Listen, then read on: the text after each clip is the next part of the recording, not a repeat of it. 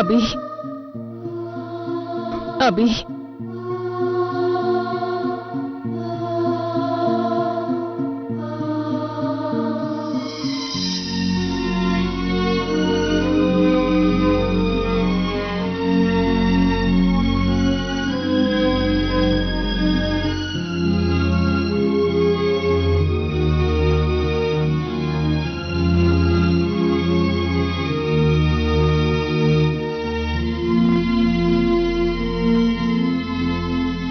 రే అభి, ఎవరెన్ని చెప్పినా నిన్ను ఓదార్చలేరని నాకు తెలుసు. పోగొట్టుకున్న బంధాన్ని మర్చిపోమనడం కన్నా మనం మర్చిపోయిన బంధాల్ని కొత్తగా గుర్తు చేసుకోమంటున్నాను. అవునభి, వీళ్ళందరి కోసం నువ్వు బాధపడుతూ కూర్చోవడం కన్నా నీ వాళ్ళ దగ్గరికి వెళ్ళు. ఈ ఇంటి కోసం ఎన్నో చేశావు నువ్వు, అయినా ఈ ఇంట్లో నీకేమీ మిగల్లేదు. ఇంతమందిని పోగొట్టుకున్న నేను ఇంకా ఈ ఇంట్లో ఉండలేను. కొద్ది రోజులో ఏ పుణ్యక్షేత్రాలకో వెళ్ళిపోతాను. అందరూ ఉన్న నువ్వు ఒంటరిగా ఉండడం నాకు ఇష్టం లేదు. అందుకే నిన్ను కన్న తల్లిని, నీ సొంత తమ్ముణ్ణి పిలిపించాను.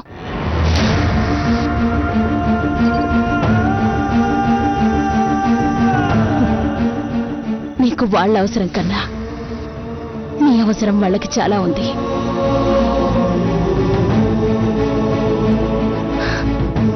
నీకెవరూ లేరనే నిరాశలో బ్రతకడం కన్నా నీకింతమంది ఉన్నారనే ఆశతో నువ్వు బ్రతకాలి. అందుకే వాళ్ళని పిలిపించాను. అమ్మా, నీ నోటి నుంచి ఆ పిలుపు వినడానికి నీ తల్లి చాలా ఏళ్ల నుంచి ఎదురు చూస్తోంది. పవిత్ర,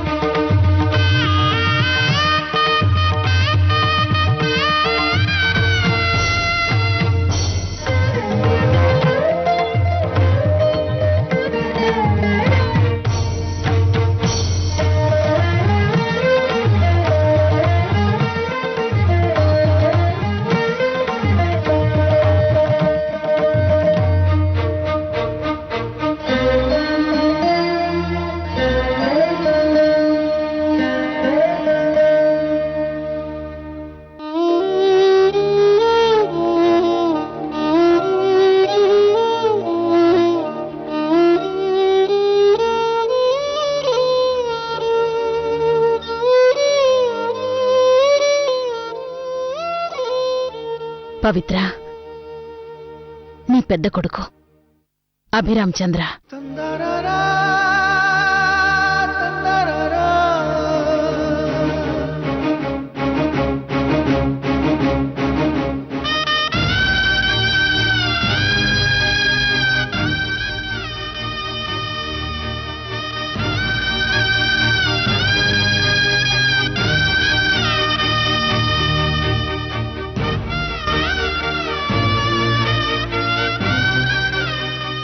పురిట్లో బిడ్డలా నాకు అప్పగించావు, పులి బిడ్డలాగా నీకు తిరిగి అప్పగిస్తున్నాను. అభి, ఈవిడే నీ కన్న తల్లిరా.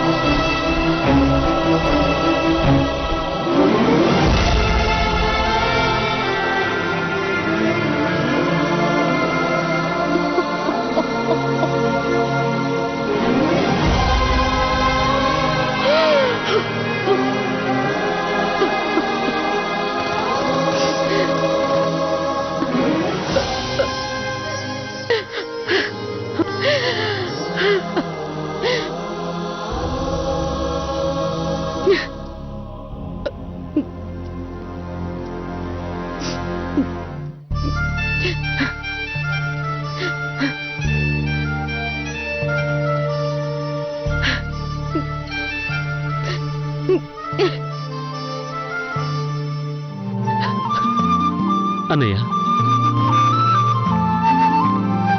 చిన్నప్పటి నుంచి ఒక్కడనే పెరిగాను.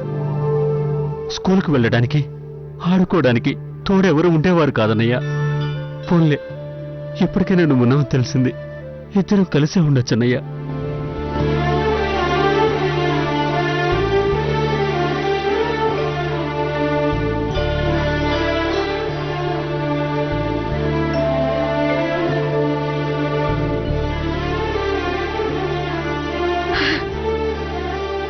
అబే, నేను నీకేమీ చేయలేదు. పొరిట్లో బిడ్డగా ఉన్నప్పుడే దూరం చేసుకున్నాను. నా మీద నీకు కోపం లేదా నాన్న? లేదమ్మా, అమ్మవి కదా.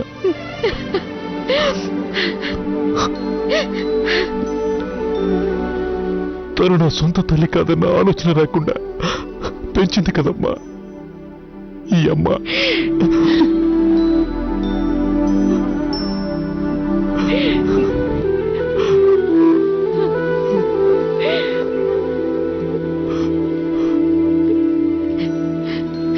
పవిత్ర, ఎంత బాధలో ఉన్నా నా కొడుకు బాధ్యతల్ని మర్చిపోడు. ఇన్ని రోజులు నాకు, నా కుటుంబానికి అండగా ఉన్న నా కొడుకు ఇక నుంచి నీకు, నీ కుటుంబానికి అండగా ఉంటాడు.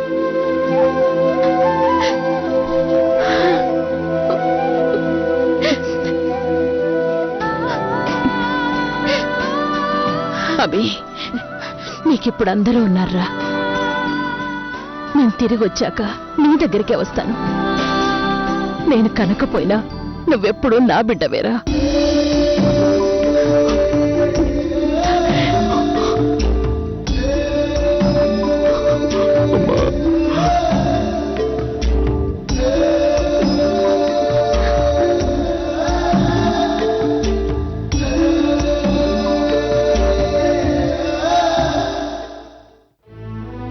అభి, నువ్వెందుకు నాకు దూరం అయ్యావో కారణం నువ్వు అడగలేదు. అది నీ సంస్కారం. కానీ చెప్పాల్సిన బాధ్యత నా మీదుంది. కారణం లేకుండా ఏ కన్న తల్లి తన బిడ్డను దూరం చేసుకోదు. నువ్వు చెప్పింది నిజమే, కానీ ఆ కారణం వల్లే 2 కుటుంబాల మధ్య దూరం పెరిగింది.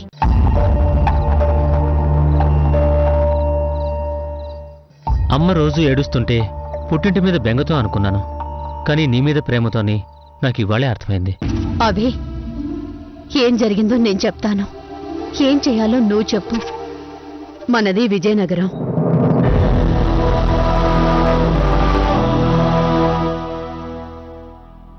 మా అన్నయ్య రాజా నరేంద్ర భూపతికి నేనంటే ప్రాణం. మా అమ్మకి మేమిద్దరం 2 కళ్ళ లాంటి వాళ్ళం.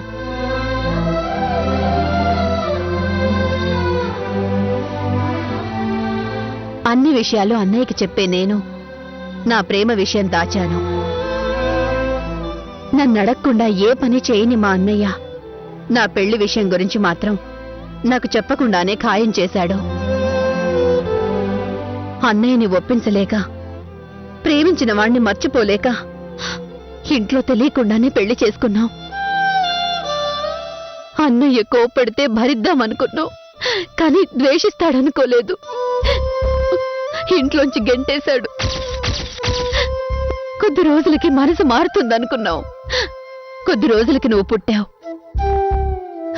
కానీ డాక్టర్లు ఆపరేషన్ చేయాలన్నారు. అన్నయ్య కోపడితే భరిద్దామనుకున్నావు, కానీ ద్వేషిస్తాడనుకోలేదు. ఇంట్లోంచి గెంటేశాడు. కొద్ది రోజులకి మనసు మారుతుందనుకున్నావు. కొద్ది రోజులకి నువ్వు పుట్టావు. కానీ డాక్టర్లు ఆపరేషన్ చేయాలన్నారు. అప్పటికి మీ నాన్న చిన్న ఉద్యోగం చేస్తున్నారు. నిన్ను బతికించుకునే దారి లేక మా అన్నయ్యని సహాయం అడిగాను. ఆయన ఒప్పుకోలేదు. కన్నీళ్లు పెట్టుకున్నాను, అయినా కరగలేదు. దాని ఫలితంగా నిన్ను వదిలేసుకోవాల్సి వచ్చింది. మా దగ్గర ఉండి నిన్ను చంపుకోవడం కన్నా నిన్ను బతికించుకునే ఎవరైనా డబ్బును వాళ్ళకివ్వమని డాక్టర్ చెప్పారు. అలా వసుంధర వాళ్ళు నిన్ను సొంత బిడ్డలా పెంచారు. ఎక్కడైనా నువ్వు బ్రతికున్నావని నేను మామూలుగా ఉండగలిగాను, కానీ మీ నాన్న తట్టుకోలేకపోయారు.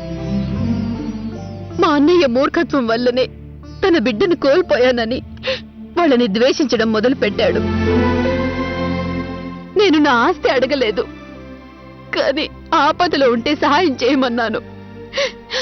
ఆ రోజు నుంచి ఈ రోజు వరకు నేను అటు అన్నయ్యకి ఇటు మీ నాన్నకి చెప్పలేకపోయాను. ఈ రెండు కుటుంబాలు ఎప్పుడు కలుస్తాయో అని అక్కడ మా అమ్మ, ఇక్కడ నేను ఎదురు చూస్తూనే ఉన్నాం అభి.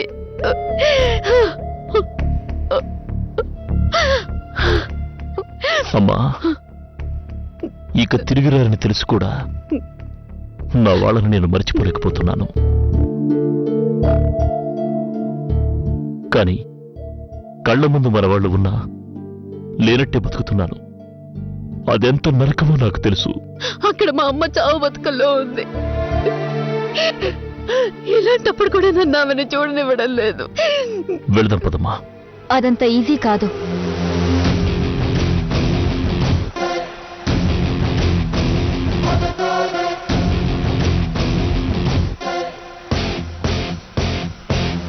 అభికి ఏది కష్టం కాదు. మా అమ్మ మొదటిసారిగా ఒక కోరిక కోరింది. అది ఎంత కష్టమైనా తీరుస్తాను. అభి, ఆ అమ్మాయి నీ మరదలు ఇందుమతి. హాయ్. మన రెండు కుటుంబాలని కలపడానికి తను మన ఇంటికొచ్చింది. అది అభి విషయం. నువ్వే వీళ్ళిద్దరు పెళ్లి చెయ్యాలి. అప్పుడు మీరు చేసిన పని ఇప్పుడు వీడు చేస్తున్నారు. తేడా ఏముందమ్మా? ఈ పెళ్లి వల్ల ఈ రెండు కుటుంబాల మధ్య దూరం పెరుగుతుంది తప్ప తగ్గదు. కానీ ఇంతకంటే వేరే దారి లేదు. ప్రతిదానికి పరిష్కారం ఉంటుంది. ఆ దారి కళ్ల ముందు కనిపించకపోవచ్చు. ఆలోచిస్తే ఖచ్చితంగా పరిష్కారం దొరుకుతుంది. ఉండొచ్చు, కానీ అంత టైం లేదు బావా. అక్కడ నానమ్మ ప్రాణం అత్తయ్య కోసం ఆరాట పడుతుంది. నేను ఇంటి కోడల్ని కావాలని కోరుకుంటుంది. అందుకే ఆ ప్రాణం ఆగిపోయేలోపు ఈ పెళ్లి జరగాలి బావా. నేను ఇంటి కోడల్ని అయ్యానన్న ఆనందమైనా మా నానమ్మకి మిగులుతుంది. అవునన్నయ్య, మావయ్యని మాటలతో కన్విన్స్ చేయలేం, నాన్నకు నచ్చ చెప్పలేం. ఈ సమస్యకి పరిష్కారం పెళ్లి కాదు. కానీ రెండు కుటుంబాల కోసం ఒక ఆడపిల్ల ఇంత రిస్క్ చేసింది. ఇప్పుడు నువ్వు వెనక్కెళ్ళి నిజం చెప్పలేవు. కాబట్టి నేను ఒప్పుకుంటున్నాను. ఈ పెళ్లి నేను చేస్తాను. మా అమ్మా నాన్నల పరిస్థితి మాత్రం నేను మీకు రానివ్వను.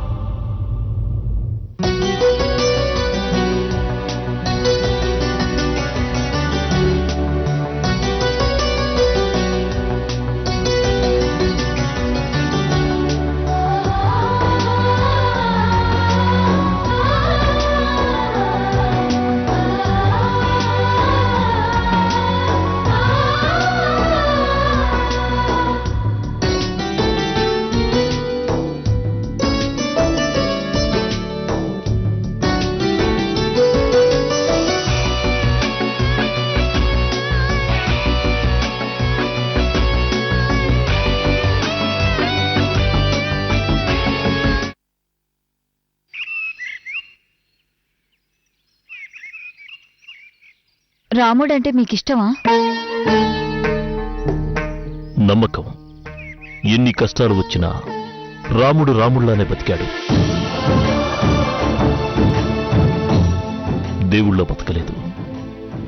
రాముడి మాట కాదని ఒక్క గీత దాటినందుకు సీత ఎన్నో కష్టాలు పడింది. ఇప్పుడు మీ నాన్న మాట కాదని నువ్వు గీత దాటపోతున్నావు. ఎన్ని సమస్యలొచ్చినా సీతలా నిబ్బరంగా ఉండాలమ్మా. తెల్లవారితే చక్రవర్తి అయి రాజ్యాన్ని ఏలాల్సిన వాడు తండ్రి మాట కోసం అడవులకు వెళ్ళాడు.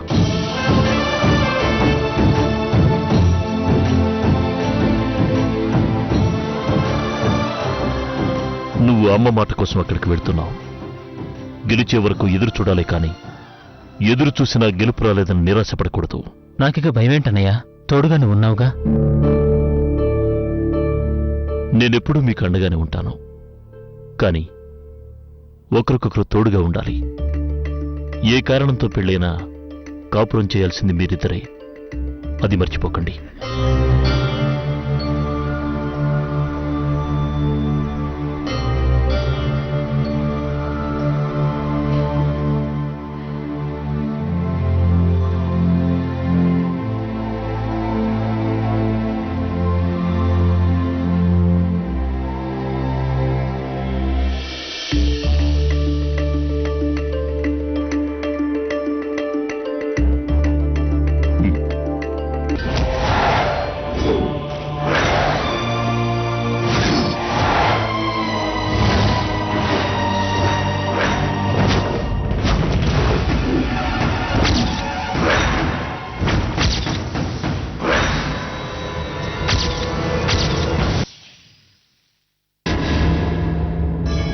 నా మాట విని నిజం చెప్పండి. దాని క్లాస్మేట్స్ మీరు. కాలేజ్కి అది కలిసే వెళ్లేవారు. అలాంటప్పుడు అది ఎవరిని ప్రేమించిందో మీకు తెలియకుండా ఉంటుందా? నిజంగా తెలియదక్కా. అక్క అంటున్నారు. చెల్లెళ్ళలా నిజం చెప్పండి. అది ఎన్ని కష్టాలు పడుతుందో ఏమో. ఆహా, అయితే అకౌంట్లో అమౌంట్ వేస్తే ఏటీఎంలో డ్రా చేసుకుని ప్రశాంతంగా ఉంటారు. అంతేకాదమ్మా, మన పరువు తీసిన ఇందరి గురించి ఇంకా బాధపడుతున్నారా? వీళ్ళని ఎంక్వైరీ చేసేది దానికి హెల్ప్ చేయడానికి కాదు, అసలు అది ఎవరిని ప్రేమించిందో తెలుసుకోవడానికి. అత్తయ్య గారి ఆరోగ్యం బాగోలేదని మీకు తెలుసు, కానీ ఇందు ఇందు అని కలవరిస్తోంది. మీకెవరికైనా తెలిస్తే కాస్త చెప్పండమ్మా. ఓసై, ఏదో ఒకటి చెప్పవే, లేకపోతే దొరికే వరకు నన్ను చంపుకు తింటారు. రాజీ, నువ్వు నోరు మూసుకో. థ్యాంక్స్, పూర్తి పేరు పిలవనందుకు. నాన్నా, ఇక్కడేం చేస్తున్నావమ్మా? అదే ఇందు గురించి. అయితే మిమ్మల్ని ఎంక్వైరీ చేస్తున్నారా? అదేం లేదు, జస్ట్ ఇన్ఫర్మేషన్ ఏమైనా తెలుస్తుందని. తప్పు చేసింది మీ అమ్మాయి.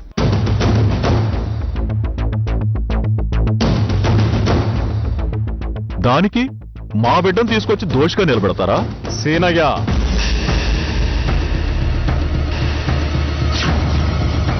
అయ్యా,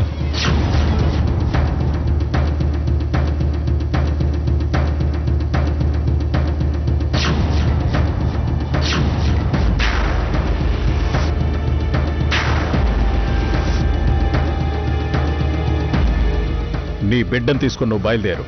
అలాగేనయ్యా.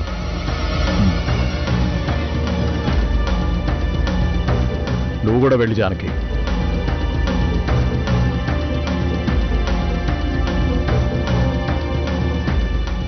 నాన్నా, ఇందు గురించి పర్మిషన్ లేకుండా మన ఇంట్లోకి రావడానికే భయపడే సేనయ్య మన గురించి వెటకారం చేస్తున్నాడంటే ఈ స్థితి కారణమెవరు? మన్నొదిలేసింది సరే, చావు బతుకుల్లో ఉన్న అమ్మ ఆరోగ్యం గురించి కూడా పట్టించుకోకుండా వెళ్ళిపోయిన దాని గురించి ఇంత ఆలోచన అవసరమా? 30 ఏళ్ల క్రితం నా చెల్లెలు చచ్చిపోయింది, ఇప్పుడు నా కూతురు పోయింది. నా దృష్టిలో చచ్చిపోయింది.